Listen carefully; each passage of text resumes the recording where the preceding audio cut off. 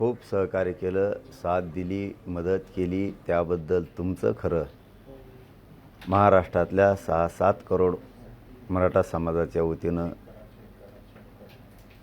अभिनंदन करतो, कौतुक करतो तुमचं सुद्धा। विशेष करून शेवटी काही हो, पण माझ्या गरीब मराठ्यांनी जीवाची बाजी लावून अखेर ही लढाई जिंकली। खूप प्रतीक्षा होती, अनेक शतकापासून ती लढाईला शेवटी मराठ्यांनी यश त्यांच्या पदरात पाडून घेतलं आहे। म्हणून सगळ्यात अगोदर महाराष्ट्रातल्या सगळ्या मराठ्यांना या आनंदाचं, या काढलेल्या 3ही JRचं, समाजाला सगळं याचं क्रेडिट देतो। सगळं यश समाजाने त्यांनीच मिळवलं, मी फक्त नाममात्र आहे। मराठवाडा, पश्चिम महाराष्ट्र शब्दावर मराठा समाजाने विश्वास ठेवा आणि ठेवलाय, पण पश्चिम महाराष्ट्र आणि मराठवाडा सगळे मराठे आरक्षणात जाणार म्हणजे जाणार, याच्यात तीळ मात्र शंका नाही, कोणी ठेवायचे पण नाही। ज्यांच्या नोंदी नाहीत म्हणून तर गॅजेटियर लागू करायचं, त्याचा GR निघणं खूप आवश्यक होतं।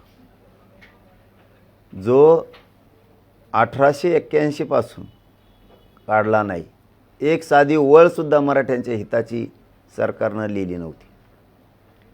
75-76 वर्ष झालं स्वातंत्र्य मिळून, मराठ्यांचं मराठवाड्यातलं हक्काचं गॅजेटियर असून साधी ओळसुद्धा मराठ्यांच्या हिताची सरकारनं दिली नव्हती। साधी ओळ लिहून एक, फक्त संयम आणि शांतता ठेवा आणि शांत डोक्यानं विचार करा।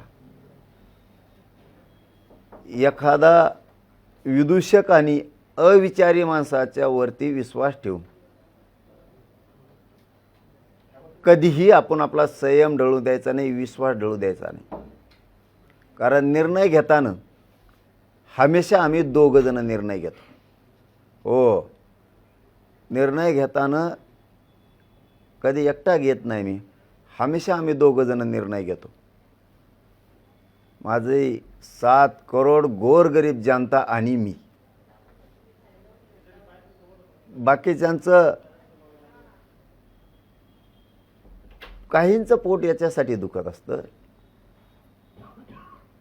आता त्यांच्या हातातून सगळं गेलं।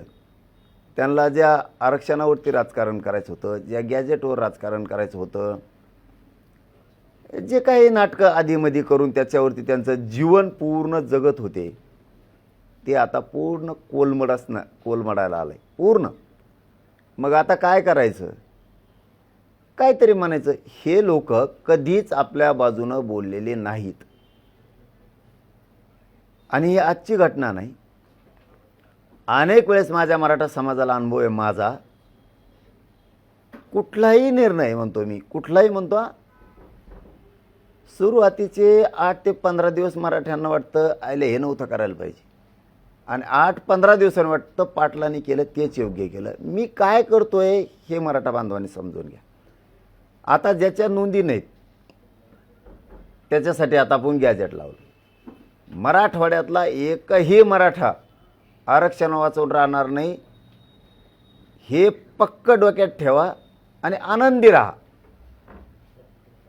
कोणाचं ऐकून तुमचं आणि माझं भलं होणार नाही, हे खूप टोळ्या उठणार आहेत। आणखीन सरकारच्या बाजूनं बोलून निगेटिव्ह पसरायचं आणि कोणत्या तरीला खुश करायचं, समजून घ्या। आता isakal.com आहे देशातील नंबर 1 ची मराठी न्यूज वेबसाईट। प्रत्येक अपडेटसाठी isakal.com ला नक्की भेट द्या।